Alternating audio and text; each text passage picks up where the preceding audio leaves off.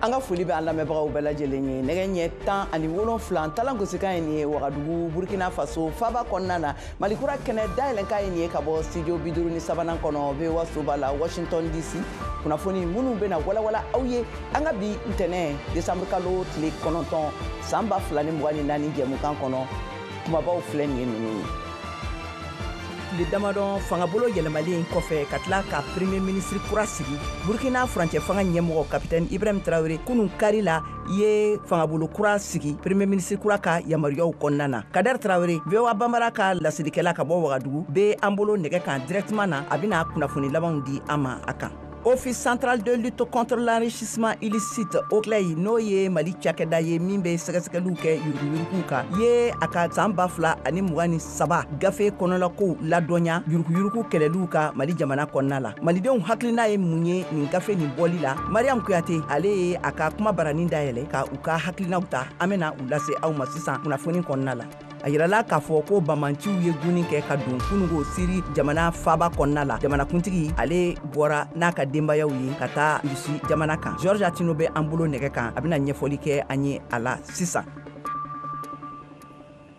A y'aw bisimila kukura an ka kɛnɛ kɔnɔna la ka tɛmɛ n'an ka kunnafoniw ye. Tile 2 fanga kura ka sigili kɔfɛ Burkina furancɛ fanga ɲɛma capitaine Ibrahim Traoré ye fangabolo kura sigi ni premier ministre kura ka yamaruyaw ye. Ayiwa Kader Traoré an ka lasilikɛla ka bɔ Wagadugu ale bɛ an bolo directement na. Kader an ka foli b'i ye. Ayiwa yala e bɛ se ka mun de fɔ an ye nin yɛlɛma ninnu kan gouvernement kura nin kan? An ce Kayatu an la VOA Bambara kan lamɛnnikɛlaw bɛɛ. Ayiwa i n'a fɔ aw y'a fɔ cogo min na yɛlɛmani kɔni o donna Burkina Faso ka marabolo jɛnkulu la sabula kabiri jumalon tɛmɛni ayiwa président jamanakuntigi capitaine Ibrahim Traoré ale ye dan sigi premier ministre ka fanga la min tun ye Joachim Son TLM de Tambela ye. Ayiwa sibirilon a ye premier ministre kura sigi sen kan min ye Rintalba Jean-Emmanuel Ouédraogo ye. Ayiwa kunun ka ye sufɛ ministre kɔni yɛlɛmani donna ministre tɔw ka jɛnkulu la. Ayiwa n bɛ se ka min fɔ ayiwa ministre 3 kɔni olu bɔra nin maraba jɛnkulu na o ministre ninnu olu ye ministre min bɛ lakanako kunna ale tun ye général Kasum Kulibali ye. Ayiwa a filanan o ye ministre min tun bɛ ayiwa an min wele ko adamadenya hakɛw ani an ka basow kunna n'an ko action humanitaire ani ministre d'action sociale. Ayiwa ale ministre tun ye Nandi Sobe ye. Ayiwa dan sigira ale ka ministeriya la a b'a dɔn ko gɛlɛya damadamani bɛ o ministeriso na sabula a yira ko maa dɔ kɔni ale da bɛ yuruguyurugu la fo ka taa se miliyari 3 ma o kiiritigɛ yɛrɛ b'a sen kan ale maa dugu baara kɛ nin ministeriso na. A sabanan o ye Bassirou Fabaze ale min tun bɛ foroba cikɛda baara kɛ ko kunna n'an ko ministre de la fonction publique. Ayiwa an bɛ se ka min fɔ. Kader jɔn de ye ayiwa ministre kan. Kader jɔn de ye ministre ninnu yɛrɛ ye kɛrɛnkɛrɛnnenya la i ko ministre yɛlɛmara ka 3 kura dun 3 bɔra 3 donna kura 3 minnu donna u bɔra min jɔnniw don? Ayiwa 3 minnu donna olu ye général Célestin Sempore ye ale bɛ lakanako kunna ale yɛrɛ ko dɔnnen don sabula ale tun bɛ finitigiw ka jɛnkuluba kunna an bɛ min wele ko chef d'état major général de l'armée ale yɛlɛmana ka kɛ ministre min bɛ lakanako kunna. A filanan o ye Gilbert Ouédraogo ye ale tun bɛ baara kɛ faso yɛrɛ jamanakuntigi yɛrɛ ka cikɛda la ka taa kunnafoniko kunna an bɛ wele ko chargé de communication ale yɛlɛmana ka kɛ ministre min bɛ kunnafoniko kunna ale yɛrɛ le ye Jean-Emmanuel Rintalba Ouédraogo sigiɲɔgɔn ta ale min bɔra ministre min bɛ kunnafoniko kunna ka taa yɛrɛ sɔrɔ premier ministre la. A sabanan o ye Pelagie Kabere ale yɛrɛ ye commandant ye o ye ale le sigi ministre min bɛ baso ani adamadenya hakɛw kunna. A naaninan o ye ministre min tɔgɔ ko ayiwa Mathias Traoré ale sigira foroba cikɛda ka baarakɛ ɲɛbilaw kan an bɛ wele ko ministre de la fonction publique. Ayiwa o ministre 3 nin nana kura ye. Ayiwa an ka foli bɛ i ye Kader Traoré nin ɲɛfɔli ninnu na ayiwa ka tɛmɛ n'an ka kunnafoniw ye halisa an bɛ to an ka kunnafoniw kɔnɔ. John Mahama ale kɛra Ghana jamanakuntigi ɲini kalataw gaɲebaga ye ka kɛ jamanakuntigi kura ye san caman a ɲinini kɔfɛ an ka Modibo Dambeli lamɛn a kan. John Mahama ka segili ye koba de dɔfɔ kɔnɔna la mun bena kɛ Ghana jamana ɲɛmɔgɔ fɔlɔ ye mun sigira u ka république tako 4nan kɔnɔna la ni ale sera ka segi fanga ɲɛmɔgɔya la tuguni a wulilen ko ka bɔ a la ni kalata ye san 2013 ka taa bila san 2017 la. Jamana ɲɛmɔgɔ kɔrɔ Mahama a ye sebaya sɔrɔ jamana ɲɛmɔgɔya kalafili la ni hakɛba de ye. Ni laseli kɛra a fadema ni o ye New Patriotic Party NPP ni olu de tun bɛ fanga la. Ghana jamana ɲɛmɔgɔ dankan Mahamadou Bawumia ani a ka kunnafoni baro dɔ senfɛ Akara a ye ni laseli kɛ. National Democratic Congress NDC ni o ye Mahama ale ka bɛrɛbɛrɛtɔn ye. A ye sebaya sɔrɔ wasaden kalafiliw fana na. O fana kɛra sibiridon. Ni laseli kɛra Bawumia fɛ ka da NPP ale yɛrɛ ka jaabiw kan. Ghana jamanadenw u y'u kanbɔ. U ye kala ta k'u bɛ yɛlɛma de fɛ wa an b'u ka hakilila labato. Ni laseli a o fɛnɛ fara kuma kan. John Mahama ale ka sebaya o kɔni o ɲɛnamayara ni nisɔndiya ani filenu fiyɛli ye Akara ale bɛɛdaw kɔnɔna la a kanubagaw fɛ minnu tun bɛ kan ka u ka bɛrɛbɛrɛtɔn bandiri ɲuguji jɛma ani bilenman k'o yanka. Ghana cakɛda so mun jan bɛ kalata koɲa la ale ma jaabiw labanw di fɔlɔ nka jamana ɲɛmɔgɔ dankan Mahamadou Bawumia ni ale tun ye New Patriotic Party olu ka cɛbɔ ye sɔnna ma ko Ghana jamanadenw bɛ yɛlɛma fɛ olu dɛsɛlen ka se ka u sen bɔ gɛlɛyaba mun bɛ dahirimɛminɛ sɔngɔ ɲinini na. An bɛ taa Mali jamana kan sisan yen nɔ Mali yuruguyurugu sɛgɛsɛgɛli cakɛda n'a bɛ wele nanzarakan na ko Office central de lutte contre l'enrichissement illicite OCLEI olu y'u ka san 2023 sɛgɛsɛgɛli gafe bɔ. Mali fasodenw dɔw ye u hakilinaw di VOA Bambara ka laselikɛla Mariam Kuyate ma an k'a lamɛn. Kabini Général Assimi Goïta n'a ka cɛdenw nana Mali jamana kunna u y'a yira k'a fɔ k'u ka kɛlɛ dɔ bɛna kɛ yuruguyurugu kɛlɛli ye Mali jamana kɔnɔ. U ka ni san 4 in kɔnɔ yala ɲɛta dɔ la yuruguyurugu kɛlɛli la Mali jamana kɔnɔ wa? Malidenw olu bɛna u hakilinataw fɔ an ye. Parce que an ɲɛ b'a la dossier dɔw bɛ yen olu dayɛlɛnna mɔgɔ dɔw minɛna mɔgɔw interpellé la an bolo souvent ni bɛ fanga na ou bien ni fanga ka surun a ka gɛlɛ ko kiiri tigilamɔgɔ k'i wele k'i ɲininka i ka waleya la n'a sɔrɔ i nɔ b'a la ou bien n'a sɔrɔ i nɔ t'a la mais a ye transition nalen na an y'a ye o caman dabila la o caman daminɛna kɛrɛnkɛrɛnnenya na dossier minnu bɛ tali kɛ armée yɛrɛ kan min bɛ tali kɛ service wɛrɛw kan mɔgɔw welela k'o ɲininka a tila o weleli o ye jasiran dɔ ye ka taa mɔgɔw ma. Ni jateminɛ hali sisan bon kalanden b'i bolo a t'i bolo Mali la poste caman bɛ yan nɔ i bɛ wari sara yen quoi. N'i ye kita poste min jateminɛ kita poste la kalanden b'i bolo a date bannen no i bɛ wari sara a t'i bolo i bɛ wari sara donc o fana tɛ normal ye n'i ye jateminɛ depuis n'u nana fanga yɛrɛ la Mali yɛrɛ place ko gɛlɛyalen no bon kalanden national min bɛ dilan o tɛ ka dilan tuguni biométrique ko fana a bila sen kan mais bɛɛ ma se k'a sɔrɔ a ko ma ɲɛ sɔrɔ jusqu'à présent maliyɛnw bɛ place ko crise yɛrɛ la a bɛ 3 ans bɔ sa maintenant ɲɛ tɛ ka sɔrɔ a ma donc a tɛ polisi ka wari minɛ bali a t'u ka foyi bali. Donc o tɛ ko ɲuman jamana kɔnɔ quoi donc la foyi ma falen. Donc ne kɔni bolo an bɛ se k'a fɔ fɛn caman kɛla avancé caman kɛla mais comme bɛɛ b'a dɔn k'a fɔ yuruguyurugu ye fɛn min ye a kɛlɛli tɛ taga fɔ bɛɛ k'i bolo di ɲɔgɔn ma parce que n'a fɔra yuruguyurugu bɛɛ b'i ɲɛ waga sanfɛ k'a sɔrɔ caman bɛ kɛ dugumala la an senkɔrɔlaw la donc bɛɛ bɛ se ka fɛn dɔ kɛ i senkɔrɔla la pour que i kana don yuruguyurugu la i kana don a da fɛ. OCLEI ni ale yɛrɛ ye cakɛda ye yuruguyurugu kɛlɛli la Mali jamana kɔnɔ a y'a ka san 2023 rapport bɔ min kɔnɔna na a y'a yira k'a fɔ ko laɲini min kɛla jamana marabagaw fɛ n'o ye cakɛdaba ɲɛmaw olu ka taa u bolofɛnw yira ko o baaraw kɔni dɔgɔyala kosɛbɛ Mali jamana kɔnɔ yan nɔ o tɛmɛlen kɔ ko sefa wari miliyari 1 o n'a kunkanfɛ o de dunna maa 6 bɔɲɔgɔn kɔfɛ Mali jamana kɔnɔ. Ozone Mali o fɛnɛ ka affaire bɛ sen na a yirala k'a fɔ ko sefa wari miliyari 23 n'a kunkanfɛ o de yuruguyurugu la an bɛ waati min na i ko sisan mun de kan ka kɛ yaasa maaw yɛrɛ ka tilennenya sabati Mali jamana kɔnɔ Mali o ka sin ka tanga ni wale sugu ninnu ma. Code pénal kura min votera n'o ye jamana sariya sun min votera kɔsan na ka kɛɲɛ ni an ka ɲangiliw ye ka kɛɲɛ ni sonyɛniko fo ka taa se ka kɛ ni maa minnu bɛ yen n'u ye sariya sɔsɔw kɛ o fɛn article min bɛ n'an b'a fɔ ma ko protection des dénonciateurs ni o ye kofɔlikɛlaw ka se ka olu lakana ye an bɛ se k'a fɔ o ka se ka don ba la ni kofɔlikɛlaw lakanani sera ka don ba la k'a fɔ mɔgɔ bɛ se ka kofɔli kɛ i tɛ siran i tɛ jɔrɔ a ka ca Ala fɛ jamanadenw bɛ kofɔli kɛ o bɛ se ka dɔ bɔ yuruguyurugu la o tɛmɛnen kɔ fana fɛn jumɛn bɛ se ka fara o kan an bɛ se k'a fɔ o ye ka se ka saraliw kɛ bɔlɔlɔsiraw fɛ n'an b'a fɔ o ma ko digitalisation nasarakan na ni o fana sera ka don ba la ka sarali kɛ bɔlɔlɔsiraw fɛ wari kana tɛmɛ mɔgɔw tɛgɛ kɔnɔna fɛ a ka ca Ala fɛ an b'a fɔ o ma ko farati o bɛ dɔ bɔ yuruguyurugu faratiw la kosɛbɛ. An b'aw ladɔnniya k'a fɔ k'a daminɛ san 2019 ka taa bila san 2023 la OCLI ale ye dossier 29 de bila kiiritigɛlamaw ka bolo kan min yɛrɛ bɛ taa sefa wari miliyari 25 n'a kunkanfɛnna yuruguyurugu kɛlɛli la Mali jamana kɔnɔ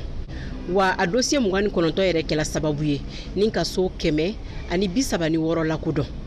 terrain 368 minnu bɛɛ lajɛlen sanna jamana ka nafolo la.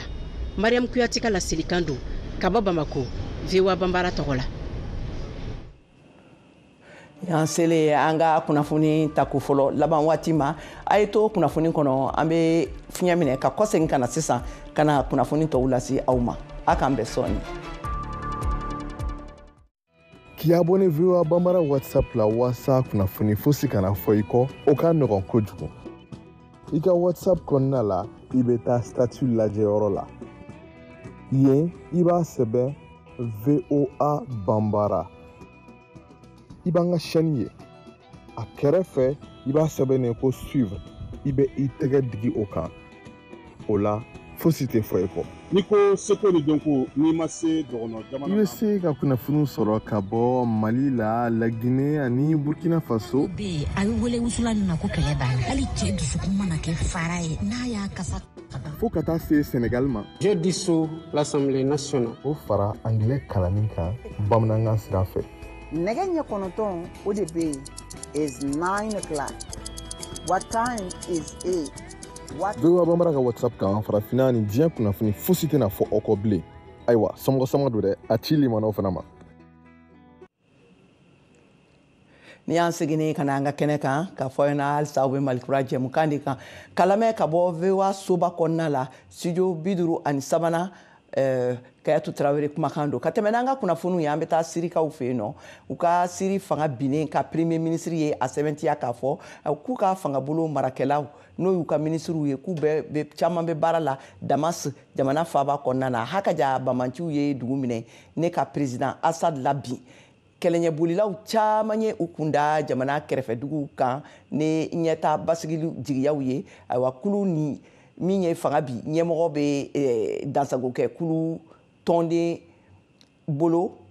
ayiwa a ye layidu di kɛ k'a fɔ ko a bɛna fangabolo min sigi ko faso jama bɛɛ bɛ ni i yɛrɛ ye a kɔnɔna na awa fana ka fara o kan a ko k'a tɛna yɛlɛma foyi don musow ka finidon cogo an'u ka labɛn cogoyaw la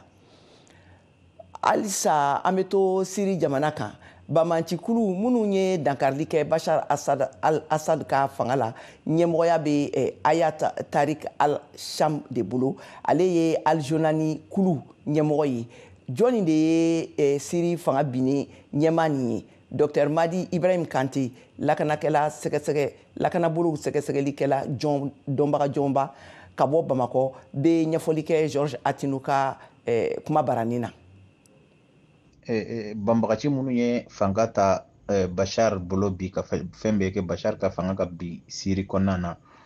o an bɛ se k'a fɔ u ka ca nka mun sera ka mɔgɔw fara ɲɔgɔn kan ka kɛ kelen ye u ka tugu a ko cogo dɔ la an bɛ hakɛ mun dɔn jamakulu mun yɛrɛ b'a nɔfɛ o ye Muhammadu Gulani mɔgɔ mun de dɔn an bɛ segin ko dɔɔni ka se k'a dɔn mɔgɔ mun de dɔn Muhammadu Julani ale bɛ jate terroriste jamaw de la Muhammadu Julani ale taara a ka kɛlɛ daminɛ depuis Iraq ka wagati Américains donna Iraq wagati mun na ka taa Saddam kɛlɛ o kɛlɛ kɔfɛ Julani donna o wagati la minnu taara k'u bɛ taa jihadu kɛlɛ la Iraq Muhammadu Julani bɛ fara olu de kan o kɔfɛ a kun minɛna wagati dɔ la Américains bolo k'a don kaso la parce que wagati y'a sɔrɔ Américains a kun bɛ k'a to Iraq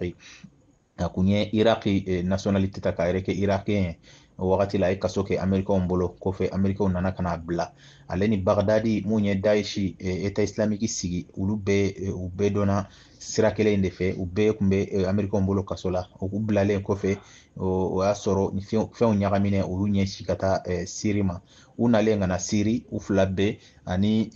Bagdadi État islamique ɲɛmɔgɔ in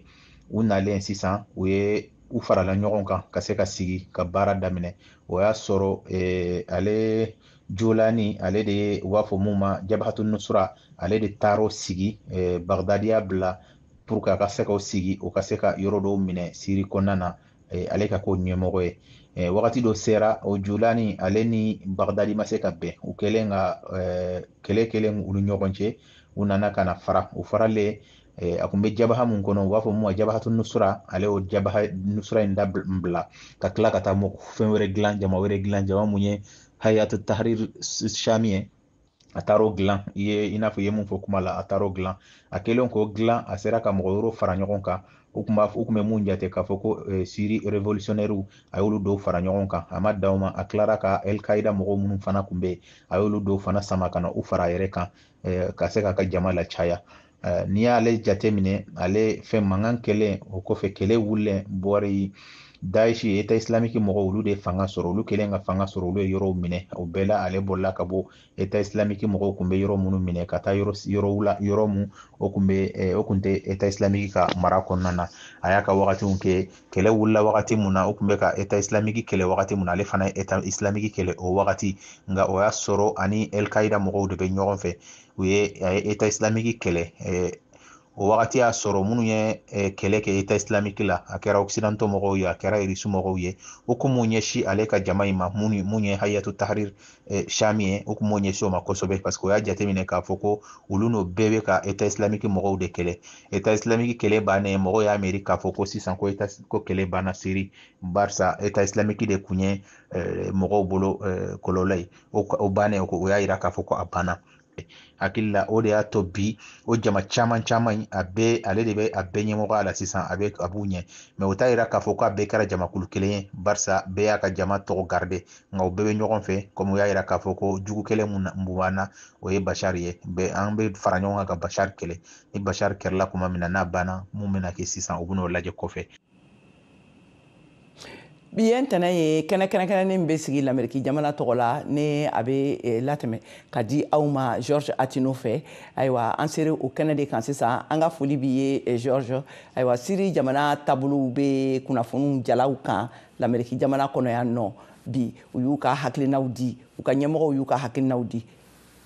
I n'u la Kadiatou an lamɛnbagaw bɛɛ lajɛlen ni an lajɛbaw olu ni loi i n'a fɔ i y'a fɔ cogo min na États-Unis jamana kan jamana ɲɛma Joe Biden ani jamana ɲɛma sugandire Donald Trump olu fila bɛɛ y'u hakilina di kunu karidon Bashar al-Assad ale ka fanga dafirili kan Syrie ka kɛɲɛ ni o gun jɔyɔrɔ ye ani a nafa ye États-Unis bolo wa États-Unis yɛrɛ bɛna taa ɲɛ ka Syrie kɔni koɲɛw jateminɛ ko ɲuman Veronica Iglesias ale ka laseli ɲɛmu bayɛlɛma aw ye bamanankan na aw ka faamuyali ko ɲuman kosɔn.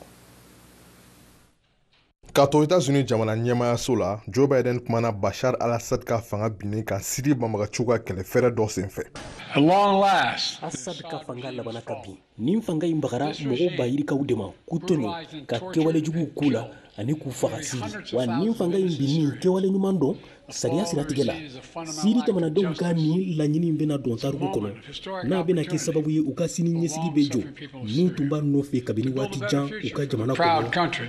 Joe Biden y'a lase fana k'a fɔ ko États-Unis bɛna latigɛ dɔw ta ka kɛɲɛ ni kow taabolo ye Syrie i n'a fɔ ka baara kɛ ni jamana in sigiɲɔgɔnw ye. An bɛna min kɛ sisan o de ye ka Syrie sigiɲɔgɔn jamanaw dɛmɛ i n'a fɔ Jordanie, Liban, Irak ani Israël tuma min ni bagabagaliw sera u ma Syrie ka dɔn latɛmɛ fanga kɔnɔ.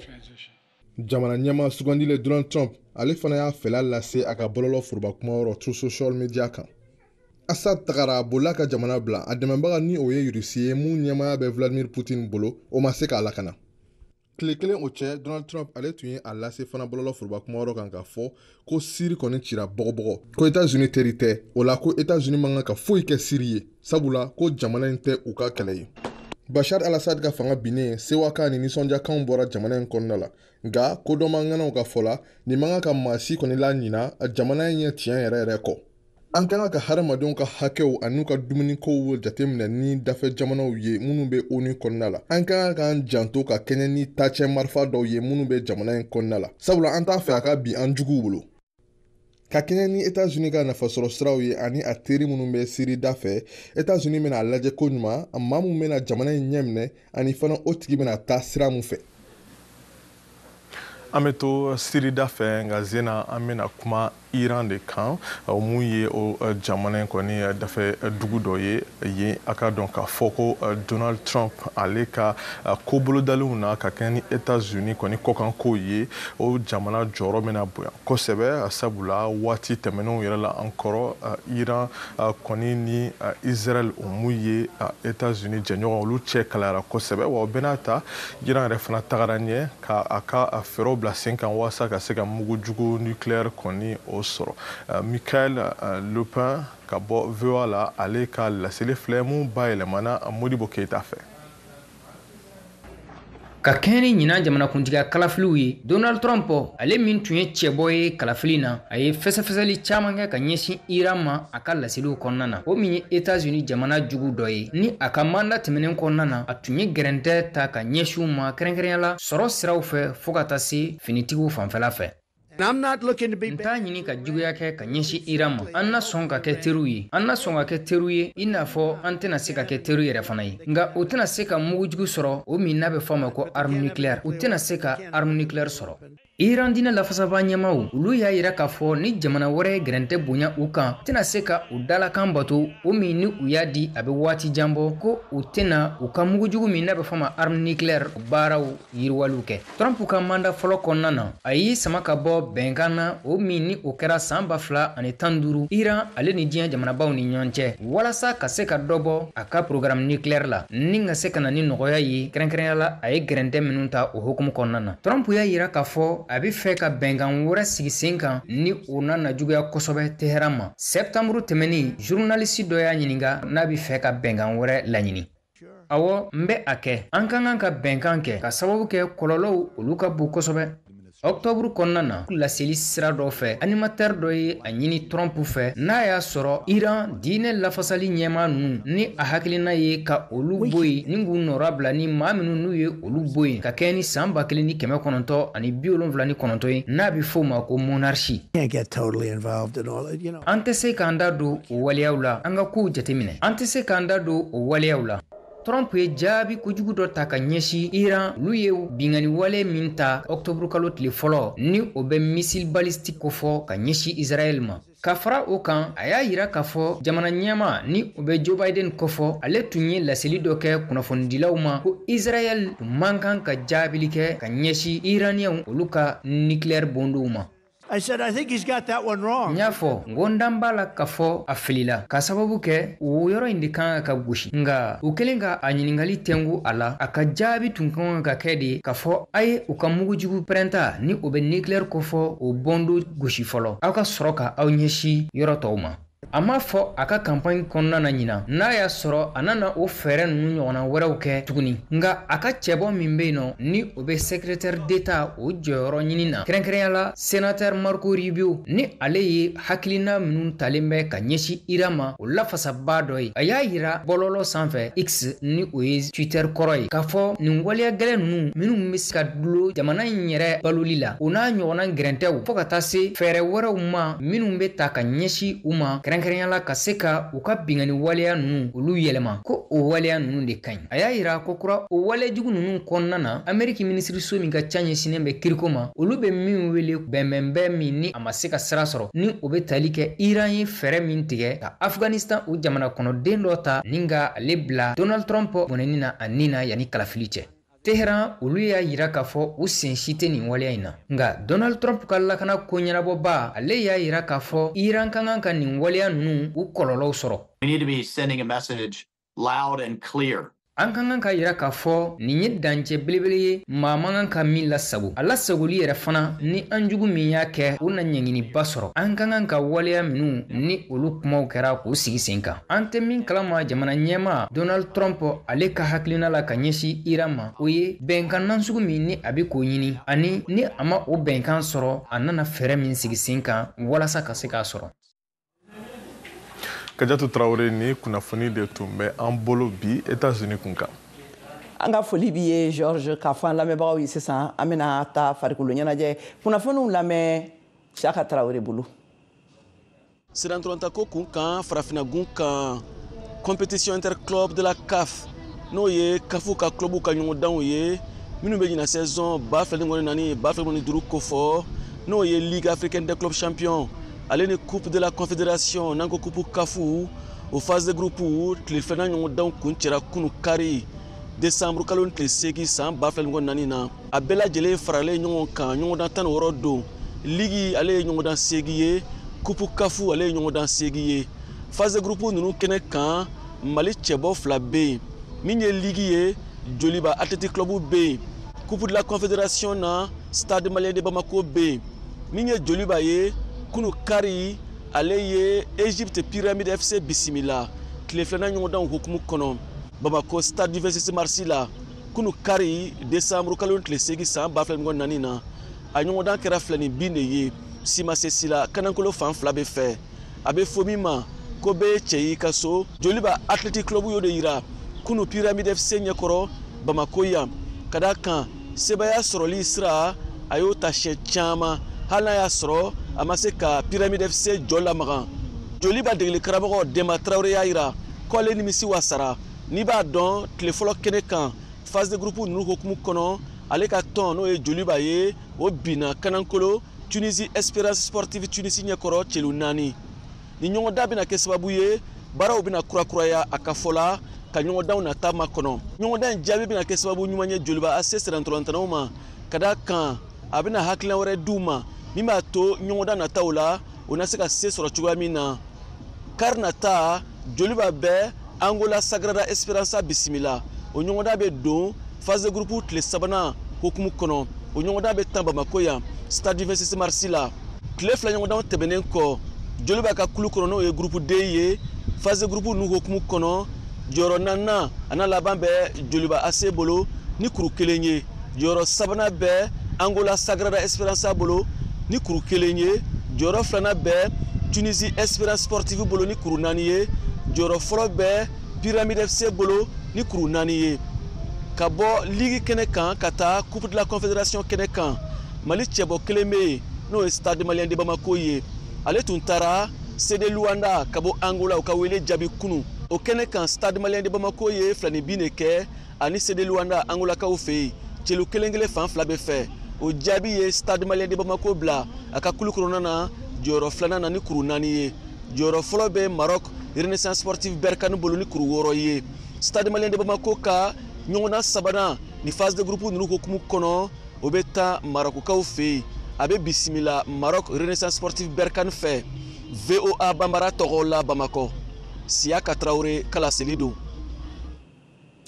ayiwa an balimaw a b'a faamuya k'a fɔ ko nin bɛna dansigi kɛ an ka bi kunnafoniw na an ye kunnafoni minnu sɔrɔ ka fara ɲɔgɔn kan olu de lasera aw ma nin ye awa k'a fɔ aw ɲɛna a bɛ se ka kunnafoni ninnu sɔrɔ an ka bɔlɔlɔ siraba kan n'o ye www.voabambara.com ye ani fana an ka pagew kan réseaux sociaux la YouTube Facebook ani Instagram awa ka foli ani tanuni lase an lamɛnbagaw bɛɛ lajɛlen ma ka tila ka an ka radio partenaires bɛɛ lajɛlen fo awa nin ye dansigilen ye bi ntɛnɛn décembre kalo tile 9 Mali kuraw la o kumana a k'aw sɔgɔlen to VOA ka kunnafoni siraw la radio ani télévision kan ni tun ye Keyatu Traoré kumakan ye a k'an bɛn waati wɛrɛ.